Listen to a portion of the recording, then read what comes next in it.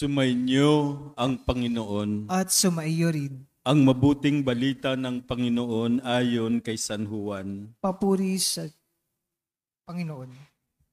Noong panahong iyon, malakas na sinabi ni Jesus, ang nananalig sa akin ay hindi lamang sa akin nananalig, kundi pati sa nagsugo sa akin. At ang nakakita sa akin ay nakakita sa Kanya. Ako'y naparito bilang ilaw ng sanlibutan upang hindi manatili sa kadiliman. Ang nananalig sa akin, kung mapakinggan ninuman ang aking mga salita, ngunit hindi niya tuparin ito, hindi ko siya hahatulan. Sapagat naparito ako hindi upang hatulan ang sanlibutan, kundi upang iligtas ito. May hahatol sa sinumang magtakwil sa akin at hindi tumanggap sa aking mga salita. Ang salitang ipinahayag ko ang hahatol sa kanya sa huling araw. Sapagat hindi ako nagsalita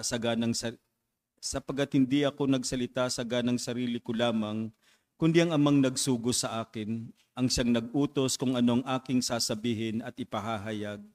At alam kong ang kanyang utos ay nagbibigay ng buhay na walang hanggan.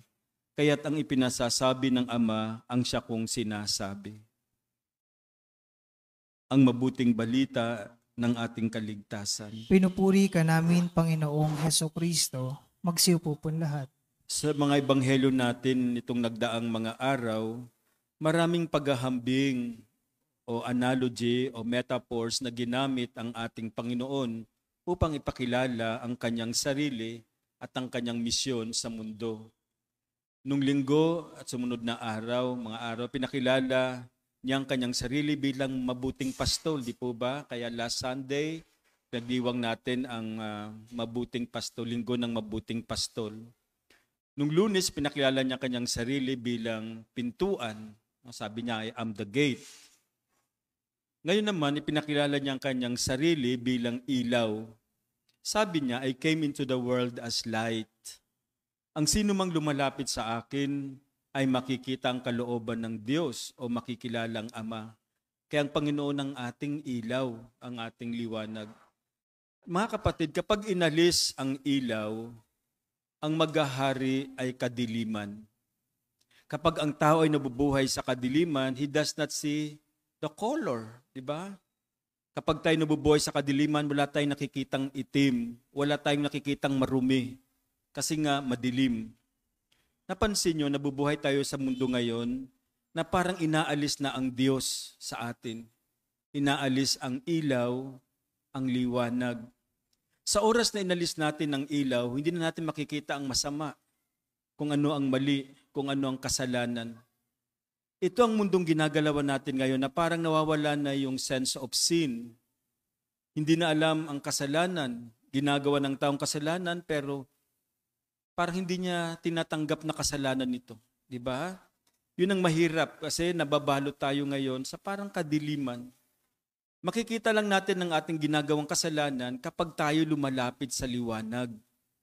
Si Kristo ang ating liwanag, kaya nga kailangan natin si Kristo sa ating buhay.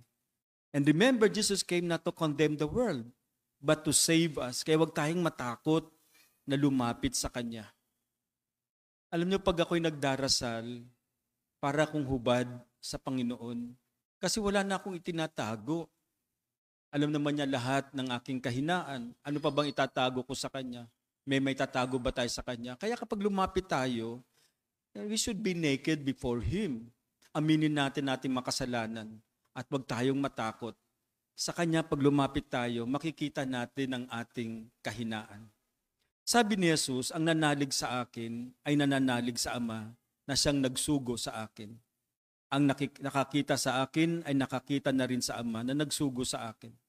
Sinabi pa ni Jesus, nagpunta siya dito upang hindi lipulin ang mundo, kundi upang iligtas ito at bigyan niya ng buhay na walang hanggan. Kung si Jesus lang ang masusunod, kung siya ang gagawa ng pamamaraan para sa ating lahat, tayo maliligtas. Kaya nga nandoon ang dakilang pag-ibig ng Diyos sa atin. Kung maaari ayaw niya na kahit isa sa atin ay mapahamak. Kaya lang ang Diyos ay ginagalang ang ating kalayaan. Kung gusto natin siyang piliin, ito'y nasa sa atin. Kung ayaw natin sa Kanya, hindi ipipilit ng Diyos ang Kanyang sarili. Malaya tayong pumili sa kung anong gusto nating paniwalaan, kung anong gusto nating tanggapin. Kaya lang kailangan nating harapin kung ano man ang consequence ng ating mga pinipili sa buhay na ito. Kaya nga sabi ni Jesus, hindi siya nagpunta dito upang lipulin ang mundo. Kung meron mang taong mapapahamak, hindi yun ang kagustuhan ng Diyos. Kung meron mang taong napunta sa masama, hindi ito kagustuhan ng Diyos. Kundi tao mismo ang pumili sa kadiliman at kasalanan. Ang siyang naglalayo sa kanyang sarili sa Diyos. Sana mga kapatid, piliin lagi natin ang Diyos. Piliin lagi natin ang tama. Lumapit tayo sa ilaw. Huwag tayong matakot sa liwanag. Muli, ayaw ng Diyos na mapawalay tayo sa Kanya. Subalit kung pipiliin natin na tumalikod at lumayo sa Kanya, igagalang ito ng Diyos. Sana mapagtanto natin, siyang Panginoon, siyang ating tagapagligtas, siyang ilaw ng sanlibutan na kinakailangan natin sa mundong ito. Nawa, pagpalain tayo ng Diyos. Ang mensahe at hamon sa atin ngayong araw ng Miyerkules sa ika-4 na linggo ng Pasko ng muling pagkabuhay.